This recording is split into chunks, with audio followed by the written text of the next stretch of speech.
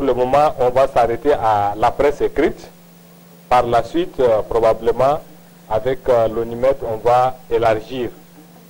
Parce que la presse est censée répondre aux attentes d'un public, des usagers, des citoyens.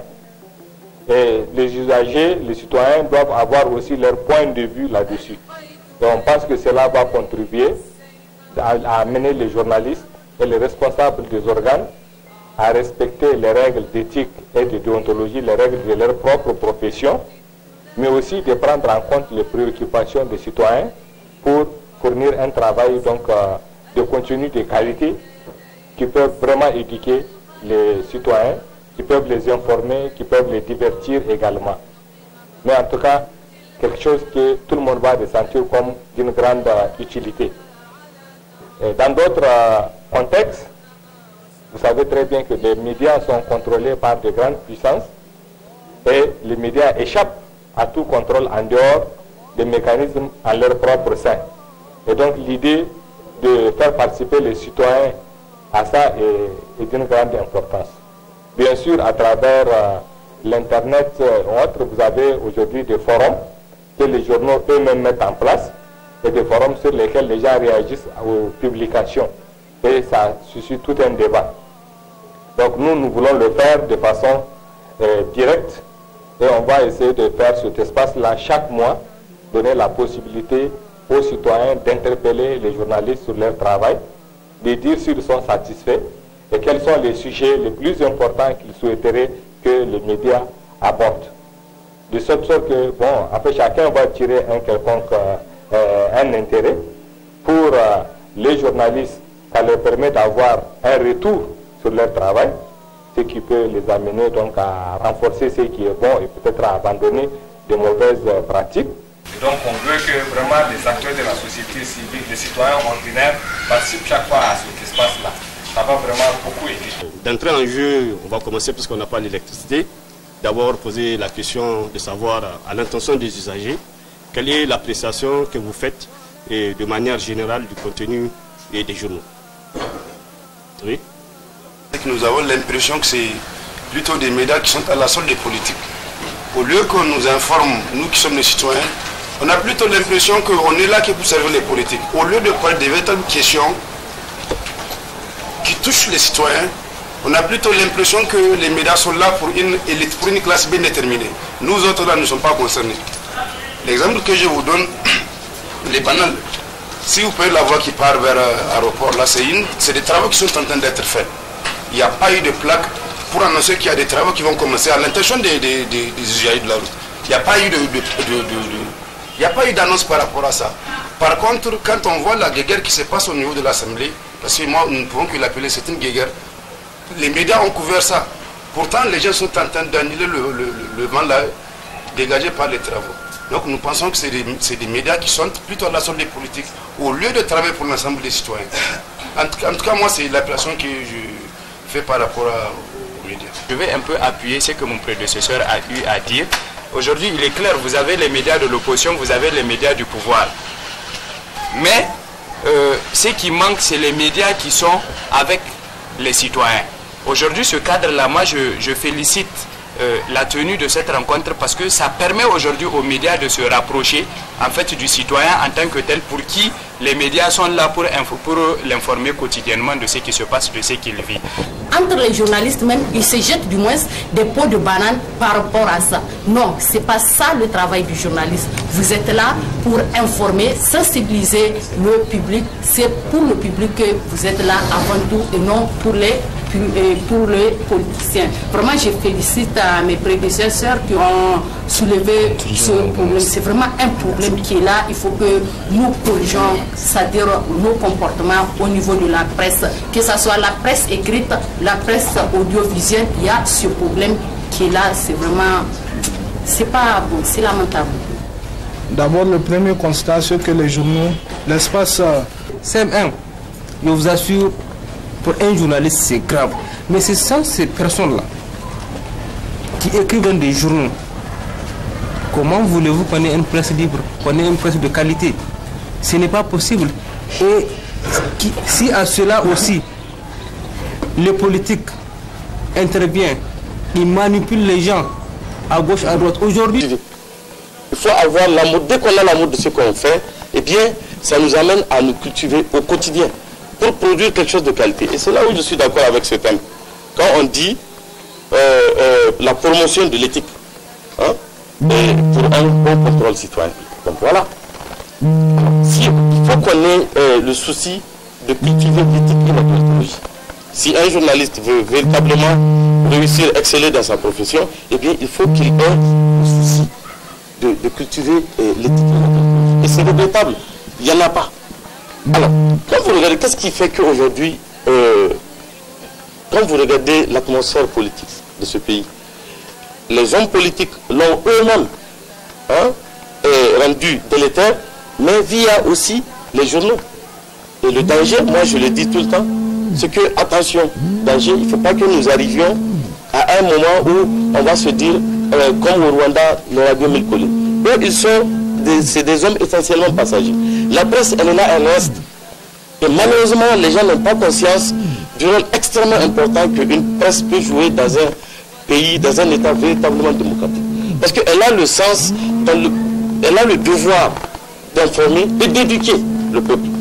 Alors c'est pourquoi moi je ne suis pas d'accord quand mon tonton me dit tout à l'heure, parce que c'est mon oncle, quand il dit la société, toute société a la presse qu'elle mérite. Parce que là, mais moi je me dis c'est plutôt à la presse d'éduquer les gens. Il faut qu'elle les amène à un changement de comportement.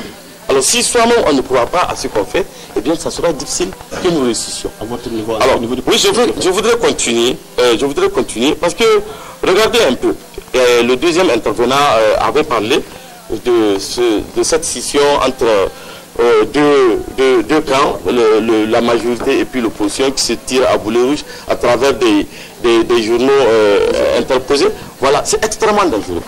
Moi j'ai de la compassion pour le vieux qui est là assis, qui à un moment donné de l'histoire, parce que j'ai un franc-parler désarçonnant, je vais vous dire, à la limite de mon obligation de réserve professionnelle, j'aime rester indépendant. Alors, à un moment donné, voyez-vous, aujourd'hui les lanternes se sont toutes éteintes par rapport à lui. Pourquoi? Vous retournez 3 mois en arrière ou 6 mois en arrière, mais on lui a tiré à boulet rouge. Et vous vous rendrez compte, alors, c'est comme si c'est des articles qui ont été commandés. Ils ont été soigneusement commandés par des personnes tapis dans l'ombre qui veulent juste nuire. La dignité là d'un être humain, elle est extrêmement importante. Parce que c'est comme du lait, nous sommes en Afrique. Quand on la verse par terre, il est difficile. Quel que soit par ailleurs ce que vous allez donner à la personne, le droit de réponse ou quoi que ce soit, vous ne pouvez pas réparer le préjudice que vous avez causé à l'autre. Oui, mais c'est vous qui êtes du parquet, vous avez ce rôle. Je ne suis pas du parquet. Magistrat, oui. Vous avez aussi cette responsabilité de pouvoir protéger les citoyens, aussi d'avoir un regard sur le côté. Qu'est-ce que vous faites à votre niveau? Vous le voyez, souvent, pourtant, hier j'étais avec l'ANEPI, on a tenu une conférence de presse ensemble. Pourtant, nous sommes mal compris. Nous sommes mal compris parce que, c'est ce que je disais hier, à partir de l'instant où tout le monde a le droit à la défense de son intégrité et de sa vie privée, de son image et de son honneur et de sa dignité. Alors, il y a 2 infractions qui ont été retenues par l'ordonnance 2010-035 du 4 juin 2010, comparativement à celle de 1999, qui elle, en tout cas, à plus d'un titre, elle était liberticide. On a enlevé tout ce qui est emprisonnement, placement sous mandat de dépôt, etc. Il ne reste que la diffamation et l'injure. Et là même, il n'y a plus d'emprisonnement, ce sont des peines d'amende. Alors aujourd'hui, pourtant, lorsque quelqu'un diffame un citoyen, le premier palier, c'est la garde à vue. Il y a problème ici. Moi, je me rappelle, lorsque les journalistes, un de vos confrères de Bonferré a été chose, j'ai été surpris de voir Bonferré plaquer l'ordonnance 2010-035 dans son article là où on dit qu'il est interdit aux juges. Voilà, 67, merci Dello. L'article 67 qui dit qu'il est interdit aux juges d'instruction de placer quelqu'un sous mandat de dépôt pour une infraction liée à la presse. Effectivement, Mais ici, de l'autre côté, c'est que nous ne sommes pas dans le régime de la détention préventive. Nous sommes plutôt ici, de ce côté, dans le régime de la garde à vue. Et ce sont deux régimes totalement différents. Totalement différents. Or, vous voyez comme ils l'ont plaqué à la télé, pour le citoyen lambda, lui tout de suite, il va dire oui, c'est vrai. C'est dangereux. Parce que c'est pourquoi, et c'est à ça que je viens, quand je parlais de la qualité de l'information. Il faut aller vers. C'est vrai qu'on nous reproche, nous, la justice, que nous ne communiquions pas, que nous communiquons mal. Mais présentement, nous avons une porte-parole du parquet qui est là, qui sert d'interface entre le journaliste et, comment on appelle ça, l'opinion. Et mieux, quand il y a des procès qui sont sensibles, qui sont signalés, mais vous allez le voir, c'est ce que je dis, vous allez le voir dans le tribunal en train comment on appelle ça, ils arpentent les couloirs du tribunal avec leur micro et puis la caméra. Je me dis non, c'est pas ça le travail du journaliste. C'est plutôt d'aller à la source de l'information. Où se trouve l'information, la vraie information? Rentrer dans le tribunal, rentrer dans la salle d'audience. Les audiences sont libres et publiques. Donc, portes et fenêtres ouvertes, on permet à tout le monde de rentrer. Mieux encore, par rapport aux appareils d'enregistrement, les dispositions du code de procédure pénale sont claires.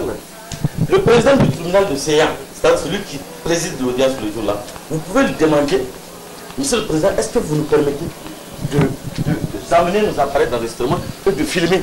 S'il vous donne l'autorisation, c'est un pouvoir discrétionnaire qui lui appartient, nul ne peut lui refuser. Il peut vous donner ce pouvoir-là, s'il dit oui, allez-y, personne, il n'est pas en faute. Ça vous permet d'abord de suivre les débats, de savoir qu'est-ce qui s'est passé réellement, parce que les débats vont se faire de manière contradictoire. Le prévenu va parler, le ministère public, le procureur va parler, la victime elle-même va parler, et vous allez faire la synthèse de ça, et c'est ça que vous allez livrer à l'opinion. C'est déjà intéressant.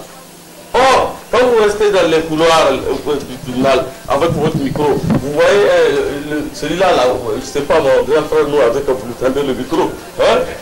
vous voyez Abdoulaye, vous lui tendez le micro. Allez-y vers les autres. Allez-y vers les autres et vous aurez la bonne information. Merci. Et je vais continuer. On a compris l'économie de presse. Par rapport à la qualité, okay, juste une minute, parce que souvent, quand il parle, moi je rejoins mon frère qui est là-bas derrière. Moi, quand un journaliste parle, je me dis, on doit se spécialiser. Là, il a dit tout à l'heure, un journaliste, on doit avoir des grands spécialistes. Celui-là, c'est un spécialiste en économie. Aujourd'hui, je suis d'accord, si nous, on était journalistes, eh bien, vous allez avoir un bon spécialiste, un analyste économiste. Si vous prenez lui qui est de la fac de lettres aussi, il va être un bon spécialiste. Et vous voyez les écoles du Sahel, ce qu'ils disent dedans. Quand vous prenez un Tchangari qui a fait philo ou un géographe comme Abdelrahman, vous savez un bon, voilà comment il faut faire. Ouais. Mais lorsque c'est des... Au-delà de l'information, il y a aussi la rentabilité que le journal doit apporter. Est-ce que vous ne pensez pas aussi qu'il y a le choix? Moi, je me dis, quand on fait ce qu'on aime là, c'est d'abord c'est de servir d'abord, avant de s'attendre à des retombées. Parce que si on met l'argent devant, eh bien, soyez certain que la mission là sera calculée. On vous a compris, merci. C'est que les gens méconnaissent le travail du journaliste et les conditions du journaliste. Tout ce qui tourne autour, je ne ferai pas de cadeau à qui que ce soit. Tout ce qui tourne autour, chacun cherche quelque chose. La dernière intervention du camarade magistrat, il dit quand on aime quelque chose, on les fait, on ne s'attend pas à quelque chose. Mais les journaux, c'est des groupes de presse. Ils ont le NIF, ils doivent chercher l'argent. C'est des entreprises. Et vous voulez que parce que c'est des entreprises, non, nous sommes des bons samaritains, on va dire ah oui, on va laisser, on va pas chercher l'argent et on va parler très bien. Ça c'est le premier aspect. Le deuxième aspect, on parle de citoyen, mais qui est citoyen? Les citoyens, c'est tout le monde des citoyens. Les citoyens, c'est des électeurs. Ou ils choisissent dans la majorité, ou ils choisissent dans l'opposition. Mais vous écrivez pour ces gens-là. Mais il faudrait bien que vous les caressiez quelque part pour que vous puissiez vendre. Mais voilà le problème, voilà le véritable problème. Mais que les gens me disent que non, il y a pour contrôler quel contrôle citoyen. Les citoyens, ils ont élu des gens. Ils ont élu des députés, des présidents et tout, ils ont élu. Mais vous allez écrire. Ils achètent pour lire, pour savoir exactement ce que eux, le choix qu'ils ont fait, est-ce qu'il est bon. Mais c'est ça. Ce n'est pas autre chose. C'est votre devoir de servir de l'intérêt public. L'intérêt public, j'ai dit, le départ a été faussé. Ce n'est pas la faute des journalistes. Ce pays, quand on est rentré dans... Moi, j'étais au public, quand, comment on appelle, la liberté de la presse est née, quand il y a eu des journaux privés. Mais je vous assure que dans tous les pays, les gens ont fait en sorte qu'il y ait des structures qui peuvent accompagner la presse privée. Mais au Niger, il n'y a pas eu. Au Burkina, il y a eu Tantam. C'est eux qui vendaient tous les journaux privés. Vous fabriquez, vous donnez et vous arrêtez. Ils ont des circuits. Ici, ça n'a pas été fait. Vous savez comment ça a marché ici dans ce pays? J'étais à l'ONEP. Le gardien de l'ONEP, Saleh, c'était le premier à être un revendeur de journaux. Parce que quand il était à l'ONEP, quand il y avait le Sahel seulement, c'est lui qui de temps à autre, quand dans la fabrication, hein, il va à quelqu'un et puis bon, il prend, il les possède. Et il a créé ses enfants sont entrés dedans. Tous ceux qui vendent les journaux aujourd'hui sont issus de cette affaire-là. Mais comment voulez-vous que dans ce pays-là, des gens qui ne savent pas comment écrire, ils ne savent pas comment, c'est eux qui vendent nos produits. Et vous voulez que ça marche? Ça, c'est le deuxième aspect. Concernant la vente, je pense qu'il y a un lectorat potentiel ici au Niger.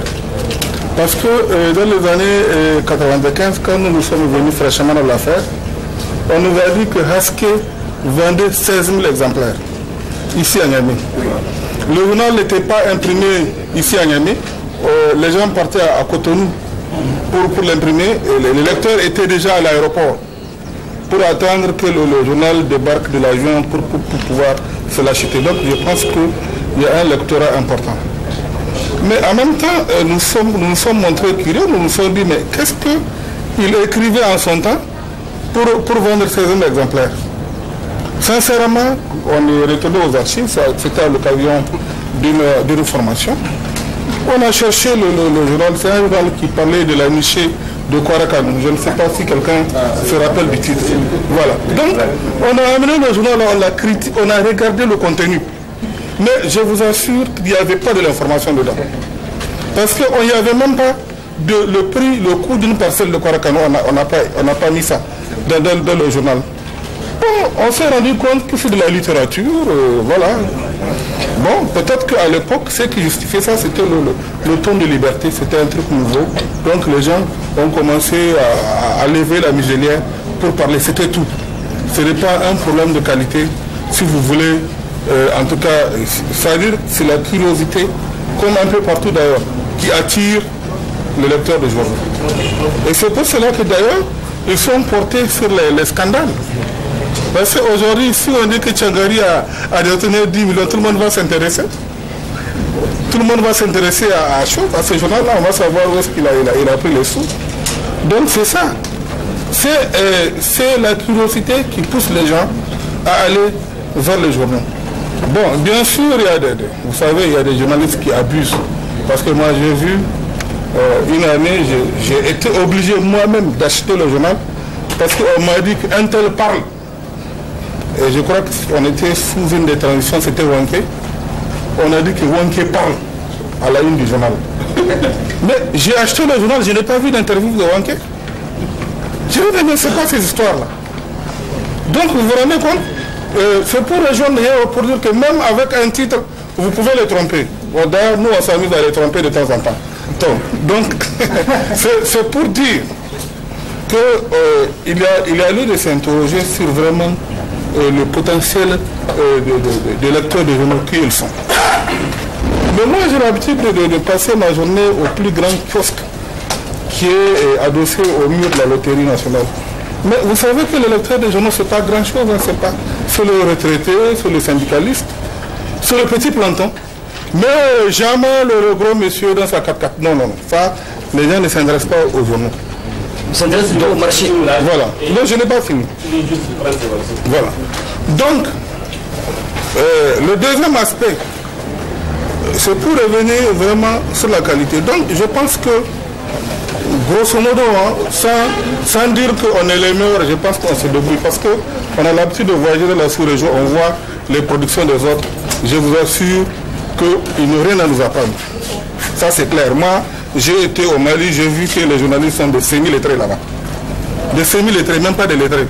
Certes, ici, on dit que non, le gars ne comprend pas français. Mais là-bas, le gars ne comprend même pas français.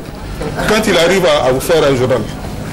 Donc vous voyez, c'est dire qu'il ne faut pas tout passer en noir. On a un potentiel en tout cas de journalistes, il faut faire l'effort en tout cas, ça c'est un appel à l'endroit des associations socio-professionnelles, de faire en sorte que les formations se multiplient pour que les gens puissent être à jour.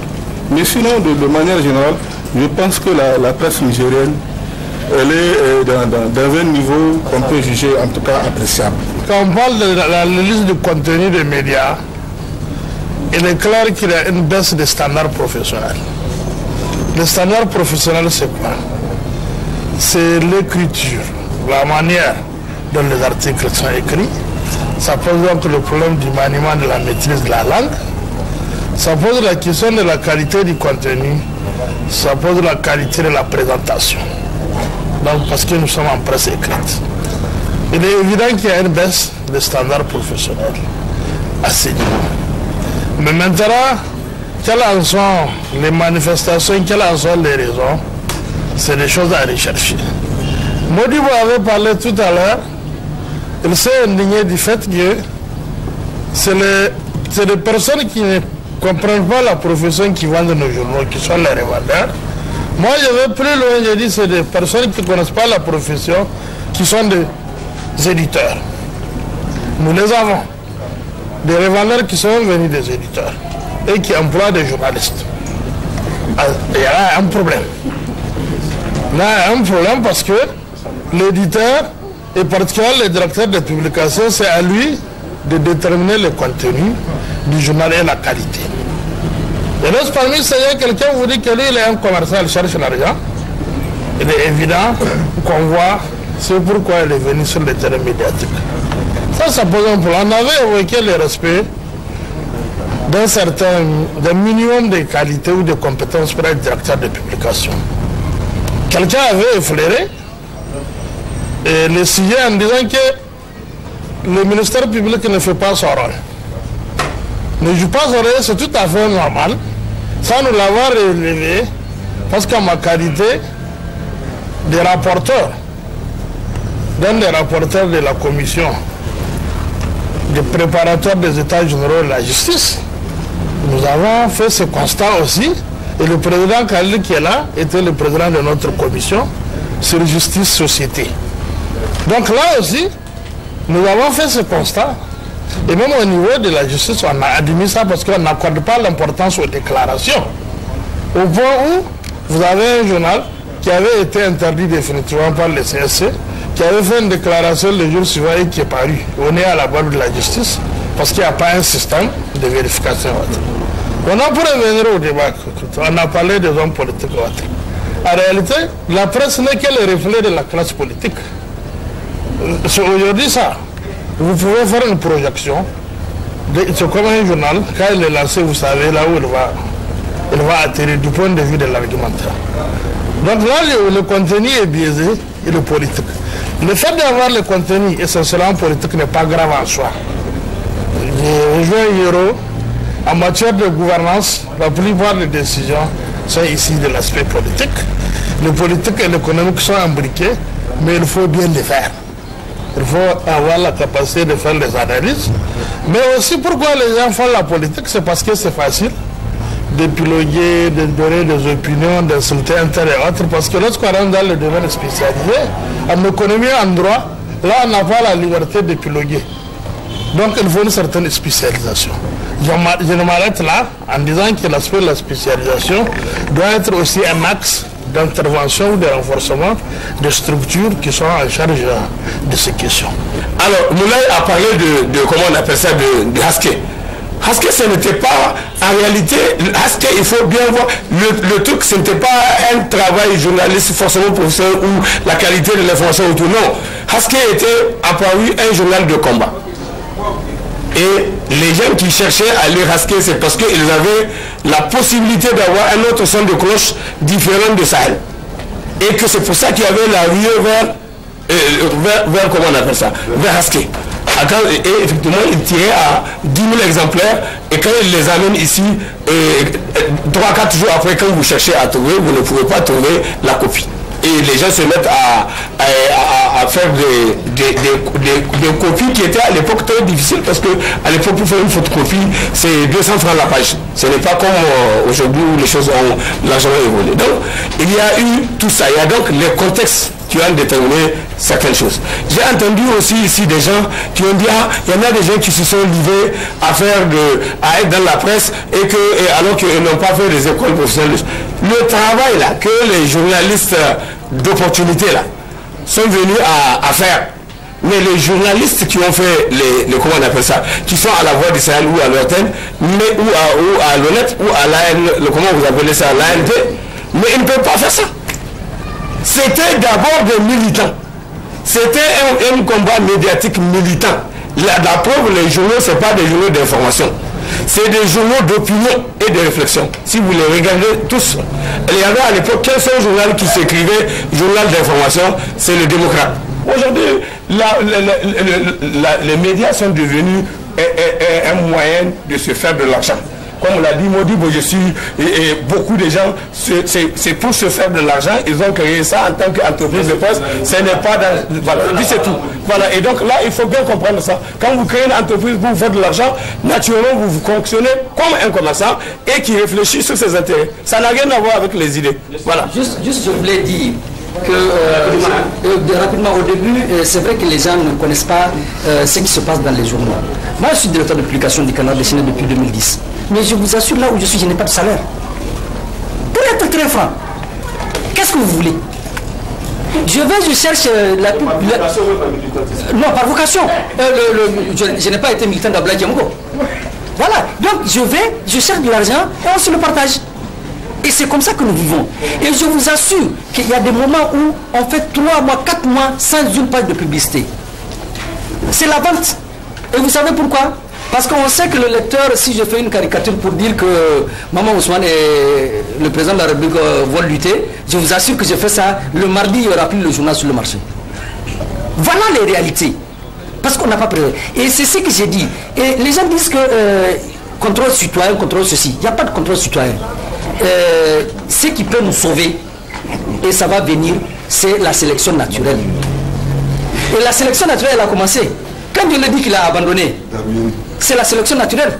Et les autres aussi qui paraissent en saurage là, quand ça va finir, ils ne vont plus paraître. On se retrouve peut-être une dizaine de journaux. Et vous allez voir que ça va marcher. Et la sélection naturelle, elle va faire son œuvre. Il ne faut pas que les gens cherchent des demi-mesures. La sélection naturelle fera son œuvre. Et puis je crois que ça va venir dans l'ordre. Et je donne un exemple. Dans les autres pays, ils ont au moins 30 quotidiens. On en a combien? On a un seul. Pour quelle raison? Il y a des structures qui peuvent s'abonner à 10 journaux. Elles ne le font pas. Tout à l'heure, on avait fait des calculs tout à l'heure. Effectivement, je peux confirmer qu'un hebdomadaire qui est régulier, qui arrive à écouler 1000 exemplaires, ce qui est même impossible. Dans le meilleur des cas, si vous vendez 1000 exemplaires, dans le mois, vous avez 420 000. 420 000, il faut voir toutes les charges qu'il y a. Les loyers de chacun, les déplacements, les coûts de fil. C'est vraiment des misères. Donc on roule à perte. Il faut forcément que les gens aillent, il faut qu'ils aillent à gauche, à droite pour trouver de quoi vivre. Donc, et ça ne permet pas de faire de la bonne information. Et l'autre aspect que les gens oublient, c'est que la plupart des fonctionnaires, effectivement, lisent les journaux. Mais ils n'achètent pas. C'est la location. On connaît ce système. Un journal peut faire une semaine avec les revendeurs. Quand vous venez pour prendre ça, c'est des chiffons que vous prenez parce que tout le monde a lu, mais personne n'a acheté. Les vendeurs là, on leur donne 25 francs ou 50 francs pour lire une dizaine de titres. Parce que j'ai vu des vendeurs qui déposent dans un immeuble de l'administration, ils reviennent le soir ou le lendemain, reparlent les mêmes numéros, ils font des bureaux, les agents leur donnent chacun une pièce. Donc ça ne se vend pas. Voilà pourquoi on est arrivé à la conclusion, on s'est dit, il faut unir nos efforts. Que d'avoir 70 titres ou 100 titres, ils nous sont nous pour faire ne serait-ce que 5 ou 10 journaux. Parce que je trouve que, moi on va parler de sélection naturelle, mais excuse-moi, c'est pas pour faire de la polémique, on ne peut pas parler de sélection naturelle, parce que la seule solution qui tient la route, c'est la fusion. Il faut nous unir. Un journal qui se respecte pour moi, ce n'est pas 2 ou 3 individus. Pour moi, c'est des dizaines de rédacteurs. Parce qu'il faut que chacun ait une spécialité. Et c'est ça qui fait quelque part aujourd'hui que nous faisons des articles qui ne sont pas de qualité, et souvent des articles inachevés. C'est ça que je voulais un peu relever, pas parce que je suis meilleur que vous autres, mais j'ai décidé d'être honnête avec les lecteurs, avec moi-même, et je ne peux pas continuer à dépenser inutilement mon énergie. Merci. Les conditions pathétiques dans lesquelles évolue cette presse au plan économique, au plan social et au plan de la formation. Je regrette j'ai entendu certaines personnes dire ici que les meilleurs journalistes n'ont pas fait l'école, je suis d'accord, ceux-là sont des génies. Mais on ne peut pas compter sur le génie pour bâtir une profession et un métier. La formation a sa place et elle se justifie. S'il vous plaît, arrêtons de dénier cette qualité essentielle et ce besoin impératif de faire en sorte que nos jeunes journalistes se forment. La recherche de la facilité, qui consiste à ne pas vouloir se former et à s'arroger le titre de journaliste. Aujourd'hui, nous avons vu ses limites. Et malheureusement, cela va se poursuivre. Moi, je m'attendais, au niveau justement de ce débat, à 2 étapes principales. Tout le monde sait aujourd'hui que le contenu des journaux ne reflète pas la qualité souhaitée. Le deuxième temps de cette conférence aurait été de poser la question de savoir: est-il possible d'avoir une presse écrite de qualité? Et comment? Dans quelles conditions? Voilà, moi, de mon point de vue, ce qui aurait été intéressant, parce qu'au sortir de cette conférence, on sort avec quoi en fin de compte? Il est nécessaire, moi, de mon point de vue, que Alternative Espace Citoyen et Unimed reviennent sur un débat. Parce que je trouve cela extrêmement important. Pour qu'on s'accorde sur quelque chose, qu'est-ce qu'il faut pour que nous ayons une presse écrite de qualité? On ne va pas revenir sur tout ce qui s'est passé, parce qu'en fait, pour comprendre même le contenu de la presse écrite aujourd'hui, il faut remonter à ses origines. Nous, Arzika l'a bien défini, même s'il le définit parfois mal. La presse écrite, elle est née, la presse écrite aujourd'hui, surtout privée, au lendemain de la conférence nationale, parce qu'il y avait un déficit de besoin d'information des citoyens du point de vue de la démocratie. Si vous voulez, 90. Voyez-vous? Et il était nécessaire, effectivement, certains confrères se sont jetés à l'eau, notamment Haske. S'il vous plaît, j'arrive. Nous, en tout cas, vous avez parfois une vision figée et négative des journalistes du public. Je pense qu'il faut abandonner cela. Quand vous dites qu'ils ne sont pas capables, ou n'ont pas été capables de ceci, les contextes ne sont pas les mêmes, s'il vous plaît. Et aujourd'hui, on a vu les limites de tout le monde. Il faut simplement se poser la question de savoir qu'est-ce qu'il y a lieu de faire. Parce que même la presse privée, aujourd'hui, beaucoup de journaux privés ont été animés par ces journalistes du public-là. Évitons ces contradictions-là entre nous. Et faisons pour le mieux, pour qu'ensemble, aussi bien les journalistes du public que du privé, que nous puissions avancer ensemble. Pour produire des éléments, si vous voulez, des journaux de qualité. C'est ça la question qui se pose aujourd'hui.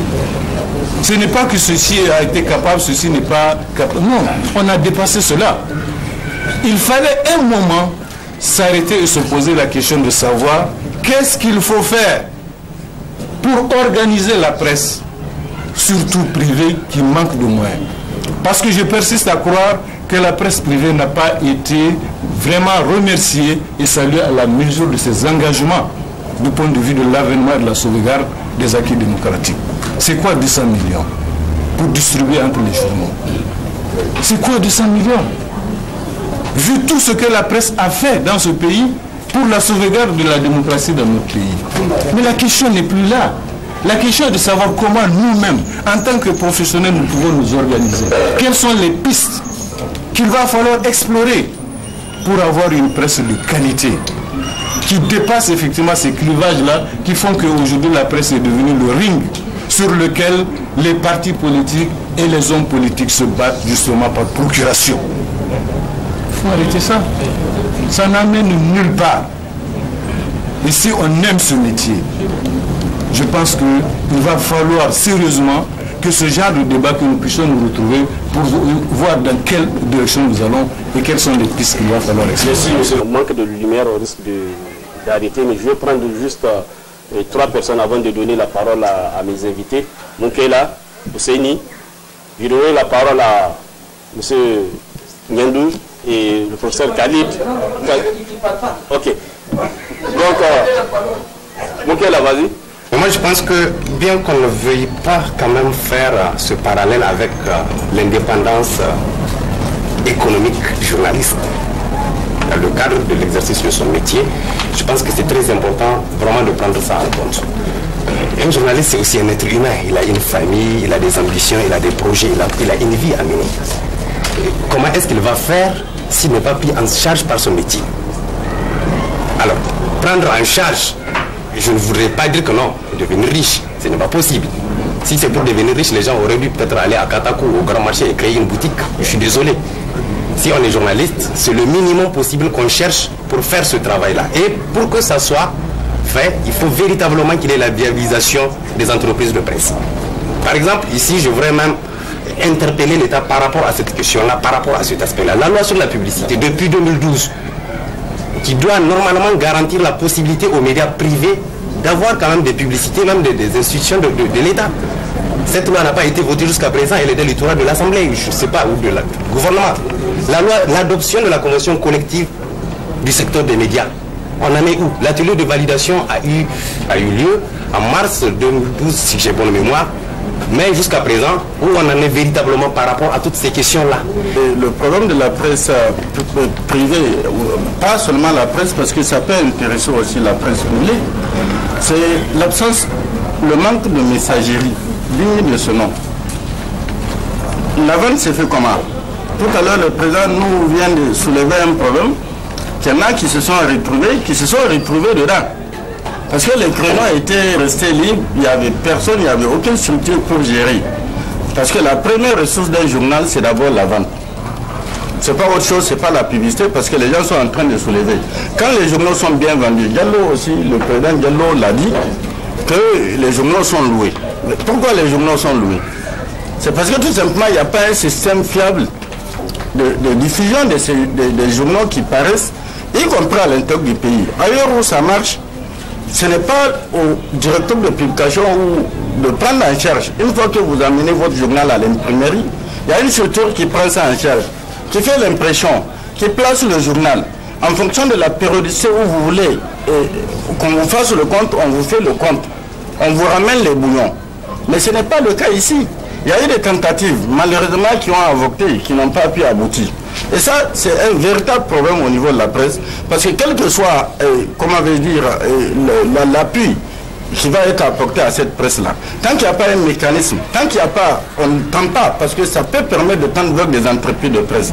Partout au monde où ça marche, c'est que ce n'est pas le directeur de publication même qui suit la vente de son journal. Il y a une structure qui suit la vente du journal. C'est pour dire que cette histoire, cette affaire de bon, il faut quand même livrer, il faut donner au public, comment on veut dire, n'importe quel titre, c'est-à-dire qu'on ne fasse pas en sorte que le contenu, le titre reflète un contenu. Je me dis, ça ne s'explique pas.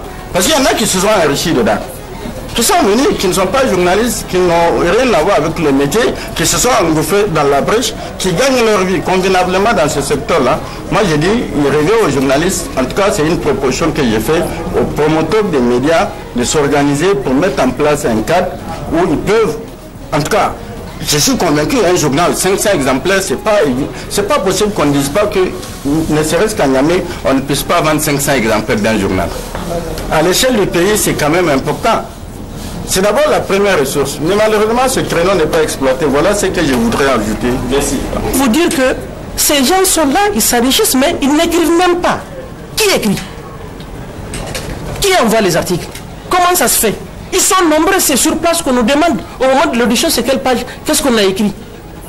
Moi j'ai oublié. Ah, il se peut que c'est un tel.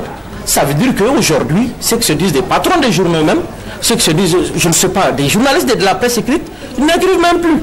On envoie des papiers, vous allez planquer, vous allez éditer, et c'est fini, c'est l'argent qui vous intéresse. Moi je pense que le conseil vient de le dire. Qu'est-ce qu'il faut faire exactement pour trouver vraiment des vrais journaux? Si il faut essayer de voir, s'il faut essayer de trouver des gens de qualité, s'il faut encore former, il y a beaucoup de choses à faire. Mais réellement, ce n'est pas la précarité seulement. Il y a une intention. Il y a vraiment des gens qui ils ont la volonté de faire mal, de ne pas aider cette presse-là. Donc ça, là, on le connaît déjà. Il faut chercher des solutions pour les faire partir et peut-être regarder ceux qui peuvent faire quelque chose. Monsieur Ivouradi, votre dernier mot. D'accord, moi je prends, on a parlé tantôt de Haské. Haské qui va à 16 000 exemplaires. Aujourd'hui, se trouve Haské. Le républicain qui a une imprimerie qui ne paraît plus aujourd'hui. C'est la question même de la presse écrite au Niger que moi, je m'interroge de l'avenir de la presse écrite. Sinon, le journaliste est une profession noble. Et il faudrait que nous-mêmes, journalistes, faisons de telle sorte que, il fait un moment, quand vous avez interviewé, quand un homme politique a interviewé avec un journaliste, il tremblait. Aujourd'hui, il refuse de le recevoir. Ce sont ce genre de questions qu'il faut nous poser. Vous avez parlé tantôt d'entreprise de presse.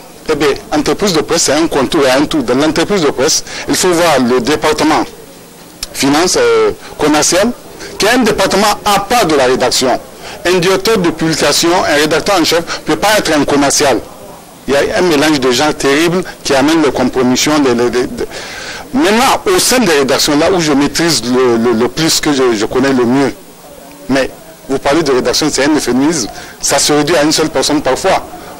Parfois, les articles sont écrits à l'extérieur. Lui, le monsieur ne fait qu'apposer son nom. Une rédaction digne de ce nom, elle doit avoir un rédacteur en chef, un secrétaire de rédaction, des journalistes, selon les rubriques, les thèmes, des correcteurs, ceux qui se faisaient plus. Mais aujourd'hui, visitez n'importe quelle rédaction, vous allez voir, il y a des rédactions qui n'ont même pas de dictionnaire. Comment vous allez faire la qualité, un travail de qualité avec ce truc-là? Et je suis désolé, le journaliste c'est vraiment une salade espagnole, il y a un peu de tout. Mais l'avantage et l'importance du journalisme, c'est que les anciens encadrent les jeunes dans les rédactions. Mais aujourd'hui, c'est le métier où vous avez le moins d'anciens. Parce que ça ne paye pas, ou bien pour d'autres considérations, parce que c'est mal vu. Vous voyez, même l'État, tous les vétérans journalistes là, ils ne sont jamais mis à contribution. Alors qu'ailleurs, tout ce qui concerne la communication, on fait appel aux anciens journalistes. C'est eux qui encadrent. Dans la rédaction, c'est les anciens qui encadrent les jeunes. Donc, tant qu'on ne va pas revenir à ces fondamentaux, l'excellence, la qualité là qu'on recherche, on ne va pas l'avoir.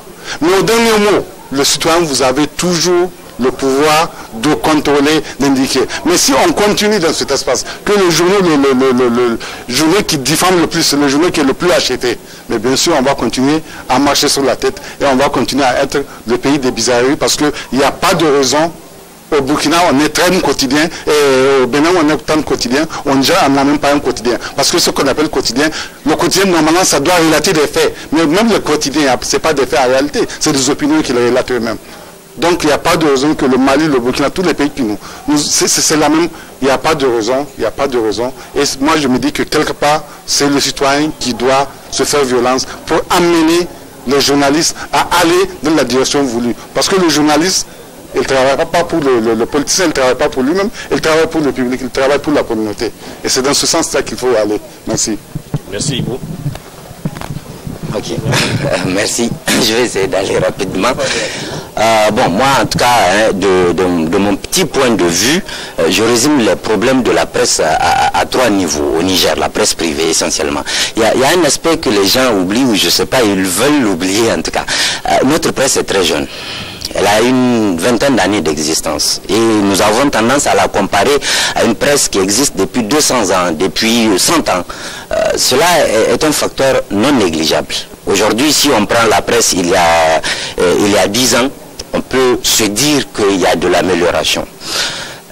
Maintenant, le deuxième problème, c'est le problème de l'accès à l'information. Moi, je reste convaincu que lorsque l'information sera ouverte, la presse va s'améliorer. elle n'a pas le choix, c'est une obligation. Mais lorsqu'on n'a pas l'information, lorsqu'on n'a pas accès à l'information, lorsqu'il n'y a que les politiciens de l'opposition qui donnent l'information qui nuit au gouvernement, lorsqu'on n'a que cette source d'information-là, sincèrement, je vous dis, ça va être difficile. Parce que la presse, quoi qu'il en soit, elle va devoir exister, elle va se battre pour survivre. Et pour survivre pour un journal, c'est de paraître. Pour paraître, il faut avoir des écrits. Et les écrits là, c'est censé être de l'information. Lorsqu'on n'a pas l'information, souvent les gens font des choses condamnables, certes, mais ils le font pour survivre. Si l'instinct de survie chez l'homme, il est très fort, c'est connu de tous.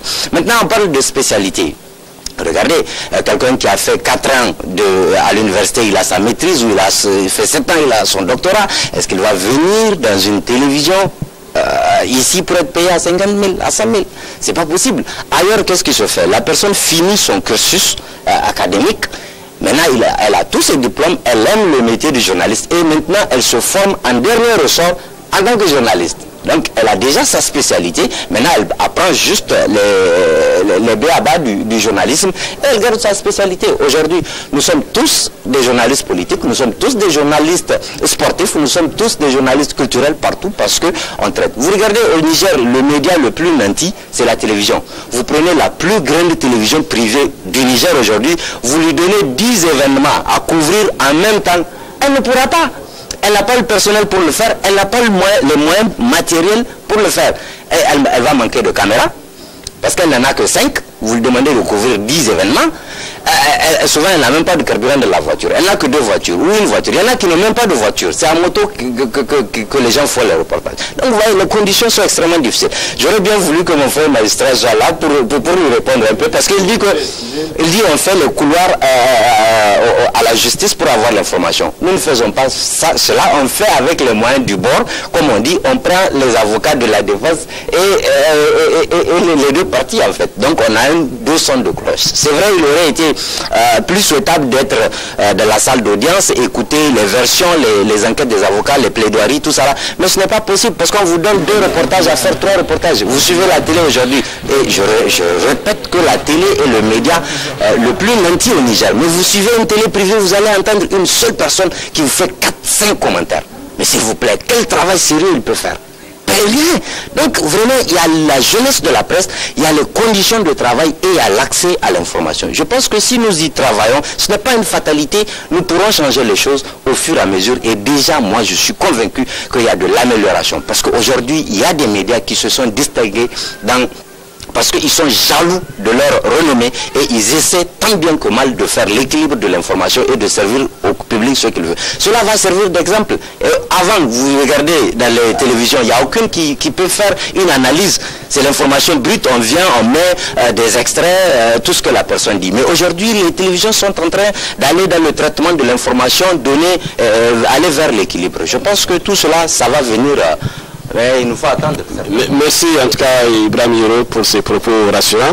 Je pense qu'on est au terme de notre débat public. En résumé, on peut, en tout cas d'après les avis qui ont été donnés, et que la presse, la difficulté qui se résout au niveau de la qualité de l'information, c'est notamment la précarité, la spécialisation qui manque, la fusion d'autres ont demandé à ce qu'il y ait la fusion entre certains organes de presse. Il y a aussi la difficulté d'accès aux sources d'information et entre autres aussi le potentiel et la jeunesse de la presse, selon en tout cas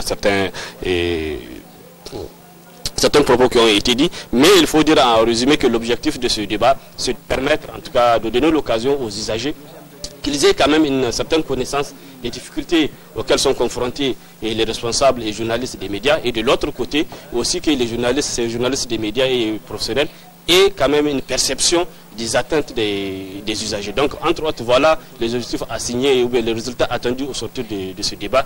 Mais je tiens à informer le conseiller que notre prochain débat, qui sera animé dans 1 mois probablement, va prendre en compte sa préoccupation, en tout cas sous la conduite des responsables de ce projet. Et nous tâcherons en tout cas au moment opportun de faire un mail ou bien en tout cas par les mêmes canaux traditionnels pour pouvoir vous inviter et espérer que vous soyez en tout cas de la partie. Sur ce, merci encore vraiment d'avoir tenu dans cette chaleur intenable et au revoir. Bonferré Télévision innove et lance son site web www.bonferré.com. un portail d'information dynamique constamment mis à jour qui vous donne accès à toutes nos émissions, journaux télévisés, débats et chroniques. Rejoignez-nous tout de suite, cliquez sur www.bonferré.com. Rebondissement de l'affaire dite du prêt chinois. Déstabilisation des partis politiques. Et visionnez et révisionnez autant que vous le souhaitez toutes nos émissions.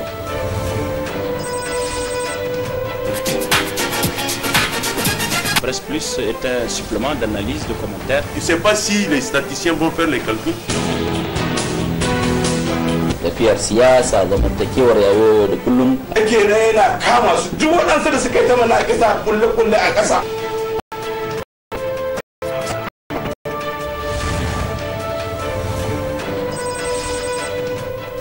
Bonferré, Le Monde, à votre portée.